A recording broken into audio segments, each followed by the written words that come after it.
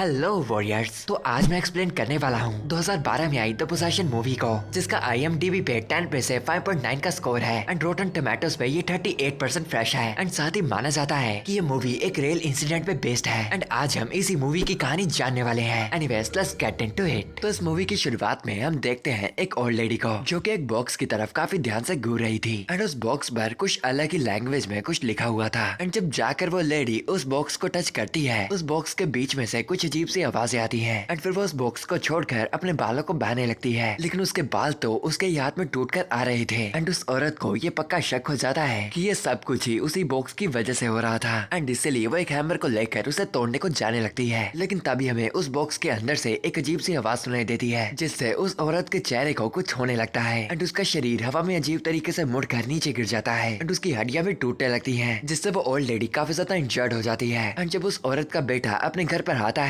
वो ये सब देखकर घबरा जाता है एंड फिर दूसरी तरफ हम देखते हैं क्लाइड और स्टेफनी को जो कि अभी कुछ ही टाइम पहले अपनी बीवी स्टेफनी से अलग हुआ था एंड स्टेफनी अब किसी और पर्सन को डेट कर रही थी एंड फिर हम देखते हैं क्लाइड की बेटियों को जिनका नाम हैना एंड एमिली था एंड क्लाइड अपने साथ अपनी दोनों बेटियों को घर लेकर जाता है जो कि एक दूर से इलाके में था एंड फिर घर वगैरह देखने के बाद अगली सुबह जब वो अपने घर से बाहर होते हैं एंड कुछ सेकंड हैंड सामान को खरीद रहे होते हैं एंड हम देखते हैं कि इन सामानों को बेचने वाला और कोई नहीं बल्कि वही पहले दिखाया उस ओल्ड लेडी का बेटा था एंड उन्हीं सामानों के बीच में वो बॉक्स भी रखा हुआ था एंड एमिली को वो बॉक्स बहुत ही पसंद आता है जो देखकर क्लाइड भी उसके लिए वो बॉक्स खरीद देता है एंड दूर से ही वही बैंडेजेस में ओल्ड लेडी ये देख लेती है कि ये शैताना का बॉक्स अब एमिली के हाथ में है एंड वो एमिली की ओर देखकर उस पर चिल्लाने लगती है एंड फिर घर आकर क्लाइड और एमिली उस बॉक्स को पूरा खोलने की कोशिश कर रहे थे, लेकिन वो बॉक्स तो खुलने का नाम ही नहीं ले रहा था क्योंकि उस बॉक्स को खोलने के लिए कोई तरीका बन ही नहीं रखा था। लेकिन उस बॉक्स को हिलाने पर अंदर कुछ न कुछ रख के सामान का पता तो चल ही रहा था एंड हमें पता चलता है कि क्लाइड अपने काम में एक एथलीट कोच था एंड शायद उसे अपने काम में प्रमोशन भी मिलने वाला था एंड फिर रात को सोते वक्त अचानक ही एमिली की नींद खुलती है क्योंकि उसे बॉक्स के अंदर से कुछ आवाजें आ रही थी एंड फिर एमिली कोशिश कर किसी तरह से उस बॉक्स को खोल ही लेती है एंड उस बॉक्स के अंदर काफी अजीब चीजें पड़ी थी जैसे कीड़े, वुडन एनिमल और एक रिंग भी एंड फिर एमिली उस रिंग को पहनकर उस बॉक्स को गले लगा सो जाती है एंड अगले दिन हम देखते हैं कि एमिली का बिहेवियर काफी अजीब हो गया था एंड उसे थोड़ा अजीब सा भी महसूस हो रहा था, लेकिन उसकी बहन हैना आकर उसे हंसाकर उसका मूड ठीक करने की कोशिश करती है एंड फिर अगली रात बॉक्स से एमिली को फिर से वहाँ से कुछ आवाजें सुनाई देती हैं एंड वो देखती है कि वो बॉक्स अपने आप ही खुल रहा था एंड फिर अगले दिन हम एमिली को देखते हैं जो कि उस बॉक्स से हद से ज्यादा अट्रैक्टेड थी एंड उसी बॉक्स के आईने में हम देख पाते हैं कि उसकी आंखें बिल्कुल व्हाइट हो रखी थी, लेकिन जब फिर क्लाइड उसे बुलाने वहाँ पर आता है तो वो बिल्कुल नॉर्मल सी लग रही थी एंड फिर खाना खाते वक्त वो अपना खाना काफी अजीब तरीके से खा रही थी एंड क्लाइड उसे ये ना करने से समझाने की कोशिश करता है, लेकिन एमिली वो बॉक्स उसके हाथ में दे मारती है। लेकिन तभी अपनी गलती को जानकर वो अपने पिता से इस बात की माफी मांगती है एंड क्लाइड उसे अपने कमरे में जाने को बोलता है एंड फिर उस रात वो बॉक्स फिर से अपने आप खुलती है एंड उस बॉक्स में से काफी सारे कीड़े बाहर निकल रहे होते हैं एंड जब हैना ब्रश कर रही थी उसे भी वो कीड़े दिख जाते हैं एंड फिर वो चिल्लाकर क्लाइड को बुला लेती है। तो क्लाइड देखता है कि ये सारे कीड़े एमिली के कमरे से ही आ रहे थे एंड कमरा खोलने पर वो काफी भयानक दृश्य देखते हैं कि एमिली अपने हाथ में वो बॉक्स लेकर बैठ रखी थी एंड हजारों कीड़े उसके आसपास थे एंड फिर क्लाइड फटाफट एमिली को उठाकर उस कमरे से बाहर ले आता है एंड फिर अगले दिन क्लाइड अपने घर में पेस्ट कंट्रोल वालों को बुलाता है एंड स्टेफनी से मिलने पर क्लाइड तो उसे बताता है कि एमिली के साथ कुछ न कुछ गलत हो रहा है, लेकिन स्टेफनी उसे बताती है कि बस एमिली के ऊपर उनके माँ बाप के रिलेशनशिप का असर था एंड फिर अगले दिन क्लाइड ने अपनी बड़ी बेटी हैना से वादा तो किया था कि वो उसका शो अटेंड करेगा, लेकिन काम करते करते वो शो के बारे में भूल जाता है एंड फिर हैना को कॉल करने पर वो पाते हैं कि वो क्लाइड से बहुत ही गुस्सा थी एंड इसलिए वो फोन को एमिली को पकड़ा देती है, लेकिन एमिली को तो सिर्फ अपने बॉक्स की ही पड़ रखी थी एंड वो बस क्लाइड को उसके बॉक्स को ना छूने को बोलती है एंड फिर उसी रात को क्लाइड आकर उस बॉक्स को चेक करता है एंड उसमें से फिर से वही सामान दिखता है जो कि लिटरली कोई काले जादू का सामान लग रहा था एंड दूसरी तरफ हम देखते हैं एमिली को जिसके गले में कुछ चुभ रहा था एंड ध्यान से चेक करने पर उसे वहाँ पर किसी की उंगलियां दिखाई देती हैं जो कि वापस अंदर चली जाती हैं एंड फिर अगले दिन स्कूल में कोई बच्चा मजाक में एमिली का बॉक्स छीन लेता है जिसके अंदर वो बॉक्स भी रखा हुआ था, लेकिन उस बात से एमिली बहुत ही गुस्सा होकर उस बच्चे को थप्पड़ मार मार कर पीट देती है एंड अपने बॉक्स को वापस छीन लेती है, जिसकी वजह से टीचर्स को उसके पेरेंट्स को मीटिंग में बुलाना पड़ता है एंड टीचर्स बताते हैं कि कुछ टाइम से एमिली अपने दोस्तों से भी अलग रह रही है और काफी गुस्सा भी रह रही है और ना ही अपने स्कूल का काम पूरा कर रही है एंड साथ ही साथ स्कूल की टीचर्स ने उस बॉक्स को भी एमिली से छीन लिया था क्योंकि एमिली का सारा ध्यान ही उस बॉक्स पर ही रह रहा था एंड फिर रात को स्कूल में हम देखते हैं एंड वहाँ पर टीचर अपना कुछ काम कर रही थी, लेकिन तभी वहाँ पर कुछ सुपरनैचुरल घटनाएं होने लगती हैं एंड टीचर की आंखों से भी खून निकलने लगता है एंड फिर उसका शरीर हवा में इधर उधर टकरा कर एंड फिर खिड़की तोड़कर बाहर गिर जाता है, जिससे वो वहीं पर मर जाती है। एंड ये सब उसी बॉक्स की करतूत थी जो अभी स्कूल के अंदर पड़ा था। एंड फिर अगले दिन टीचर की डेथ की वजह से पूरा स्कूल बंद था। एंड फिर हम क्लाइड को एमिली के साथ देखते हैं। एंड एमिली बिना उस टीचर की चिंता किए क्लाइड को वो बॉक्स स्कूल से वापस लाने को बोलती है। एंड क्लाइड को बताती है कि उस बॉक्स के अंदर उसकी एक दोस्त रहती है जिसे कोई भी नहीं देख सकता। एंड वो फ्रेंड एमिली को बहुत ही ज्यादा स्पेशल लगती है। एंड क्लाइड इस अजीब सी बात को सुनकर उस बॉक्स को लेकर कहीं दूर छोड़ आता है। एंड इस बात से एमिली बहुत ही ज्यादा गुस्सा हो जाती है। एंड क्लाइड को बहुत ही बुरी बातें सुनाती है कि वो भी उससे नफरत करती है और उसकी मॉम भी। एंड क्लाइड एमिली को उसे अपने कमरे में जाने को बोलता है। लेकिन तभी हम देखते हैं कि एमिली को कोई अजीब सी शक्ति थप्पड़ मारने लगती है जो दूर से देख हैना को लगता है कि क्लाइड ने ही एमिली को थप्पड़ मारा हो। एंड एमिली भी सारा कसूर क्लाइड को देने लगती है। एंड फिर एमिली सड़क पर भागकर उस बॉक्स तक पहुंच जाती है। एंड फिर अपनी उसी दोस्त से बात करने लगती है। लेकिन तभी उस बॉक्स से सैकड़ों कीड़े आकर एमिली के अंदर चले जाते हैं। एंड फिर क्लाइड वहाँ पर पहुंचकर वहाँ पर बेहोश पड़ी एमिली को देखता है। एंड वो उससे घर ले जाने ही वाला होता है कि तभी उन सारी बातों का पता हैना से लगाकर स्टेफनी वहाँ पर आ जाती है। एंड क्लाइड पर चिल्लाने लगती है। एंड फिर अगले दिन कोर्ट में फैसला होता है कि क्लाइड अब अपने बच्चों से नहीं मिल सकता क्योंकि उसने एमिली को चांटे मारे हैं। एंड स्टेफनी भी इस बात से क्लाइड से काफी ज्यादा नाराज थी।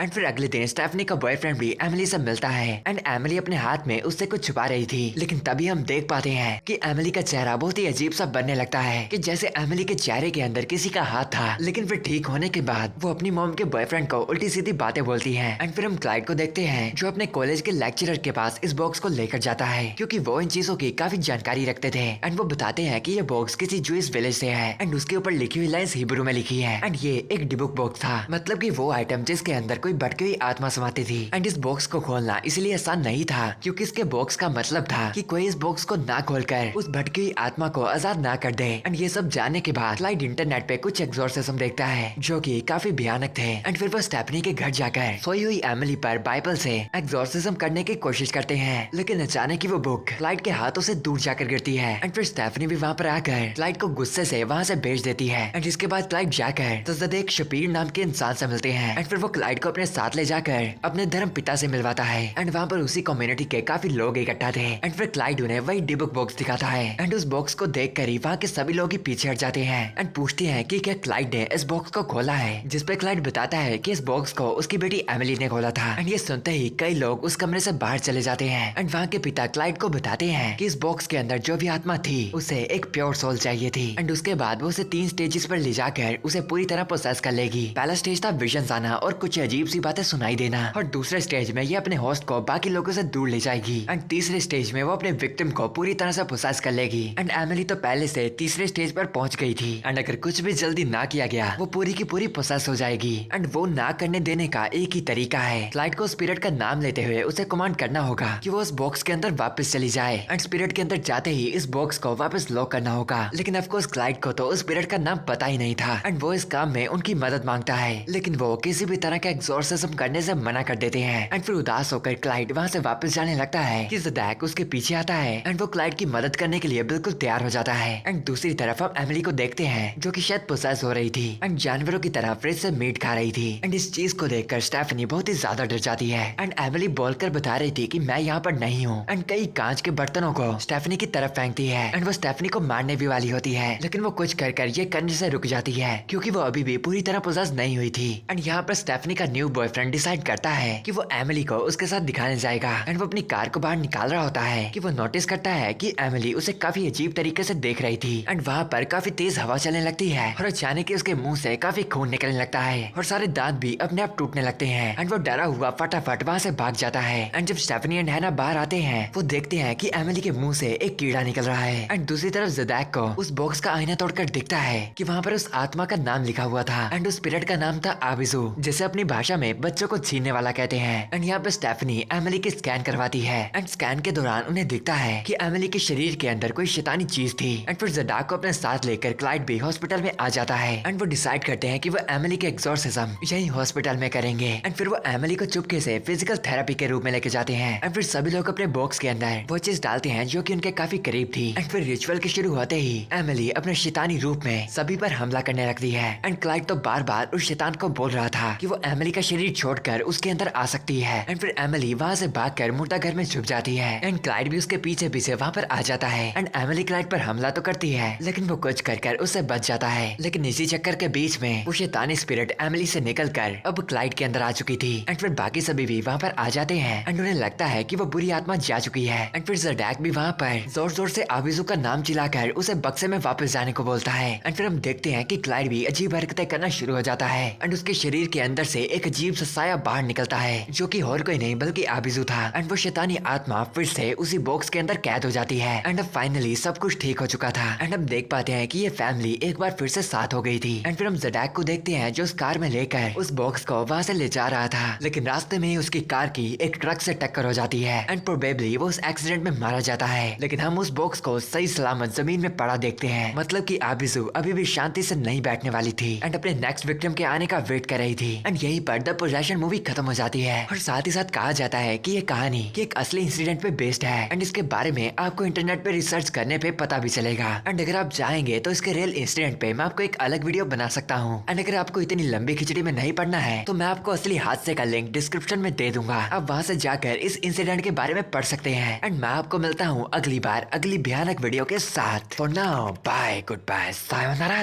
जाना।